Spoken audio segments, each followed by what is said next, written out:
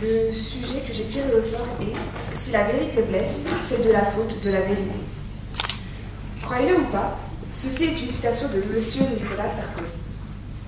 De grands mots, dit un grand homme, de la bouche d'un tout petit homme. Vérité, objectivité, exactitude, vrai, réel. Les parents apprennent à leurs enfants à toujours dire la vérité. Mais le Père Noël existe-t-il vraiment? La loi nous oblige à toujours dire la vérité. Mais épargne-nous-t-elle la sentence? N'y a-t-il pas plus de menteurs à l'extérieur des prisons qu'à l'intérieur? Et les politiques ne sont-ils pas les maîtres en la matière? Mais qu'est-ce que la vérité? Contredire la vérité, c'est dire un mensonge. Un mensonge en entraîne toujours un autre en entraîne toujours un autre. Et un autre mensonge finit par confondre irréel et réel. Le réel fait exister votre nature. Et votre nature définit qui vous êtes. Alors lorsque vous mentez, qui êtes-vous? Le menteur peut être de bonnes intentions, mais l'enfer n'est-il pas parlé des meilleures intentions? L'honnête est-il honnête pour rendre service ou pour se satisfaire lui-même? Ainsi, si la vérité blesse, est-ce de la faute de celui qui l'a dit ou de celui qui ne sait pas l'entendre? Ou est-ce de la faute de la vérité? La vérité est au fondement de toute société et au cœur de toute relation sociale. La vérité est le ciment qui lie les êtres. La vérité est un devoir moral. Elle est la seule distinction entre ce qui est juste de ce qui ne l'est pas. Elle est la seule différence entre le vrai et le faux. Elle est gage de transparence. Elle est rassurante. Elle est utile. Mais ce qui est utile, est-il vraiment bon? Notre dignité d'homme se trouve dans notre capacité à choisir ce qui est bon de ce qui est utile. Mais on ne peut contraindre au mensonge. La vérité est l'honnêteté, et l'honnêteté est une vertu. Peut-on reprocher aux vertueux d'être vertueux?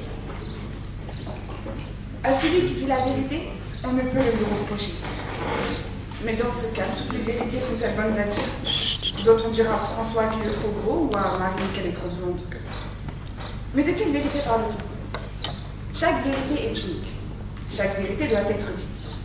Mais chaque vérité a une façon d'être dite. Faut-il vous la balancer en pleine face ou vous l'emballer?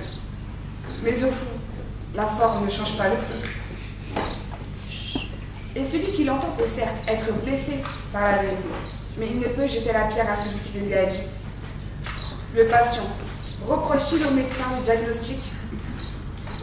À chacun de savoir tendre l'oreille et admettre le bien, même lorsqu'il fait mal. Mais le bien qui fait mal, est-il vraiment bien? Le mensonge pour protéger, protège-t-il vraiment? Celui qui vit dans l'obscurité, ne finit-il pas aveugle? Et celui qui vous fait vivre dans l'obscurité, est-il un héros qui vous épargne la froideur du monde? Ou est-ce tout simplement un bourreau? Mais au fond, n'y a-t-il pas de plus grande preuve d'amour que le fait de blesser l'être cher pour lui permettre de vivre en paix? Mais dans ce cas, Pétain adorait-il son peuple? Quant à la vérité, elle ne veut pas blesser, elle ne veut pas de conflit. Elle veut révéler les vraies intentions, elle veut révéler les vrais visages. Si la vérité blesse, ce n'est pas de la faute de la vérité. Elle est victime de son destin. Comme la célébrité est victime de son succès, ou comme les soldats sont victimes de leur devoir. Mais révéler la vérité, lui rend-elle service? La vérité continue-t-elle d'exister après son aveu? Ou meurt-elle après sa révélation? Nous reprochons aux menteurs de mentir, et nous faisons l'éloge de la vérité. Mais la vérité, existe-t-elle sans le mensonge? Finalement, pour moi, la vraie question est, un politique, quel qu'il soit, est-il le plus apte pour parler de vérité?